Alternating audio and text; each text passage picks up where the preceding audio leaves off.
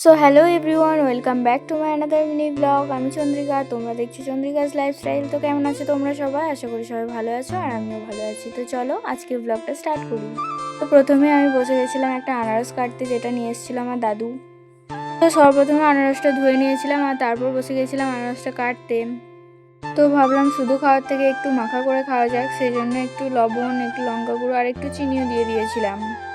আর আনারসটা এমনিতেই ছিল বেশ মিষ্টি, তো বেশ খেতেও ভালো লাগছিল। আমি সেরকম মাখা বানাতে পারি না, তো ফার্স্ট টাইম ট্রাই করেছিলাম আর দেখলাম অতটাও খারাপ ছিল না।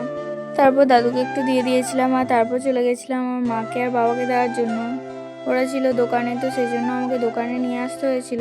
প্রথমে আমার বাবা টেস্ট করে নিয়েছিল আর বলেছিল বেশ ভালো হয়েছে। তো তারপর আনারস খাওয়ার পার্টটা কমপ্লিট করে আমি চলে গেছিলাম একবার লাভপুর যাবো বলে। আজকের ওয়েদারটা সত্যি আমার একদম ভালো লাগছিল না। তো সবাই জানো শ্রাবণ মাস চলে এসছে আর কালকে হচ্ছে শ্রাবণ মাসের প্রথম সোমবার। তো সেই জন্য চলে গেছিলাম আমি চুড়ির দোকানে চুড়ি কিনতে। আরে না, নিজের জন্য একদমই না, সবার জন্যই নিতে গেছিলাম।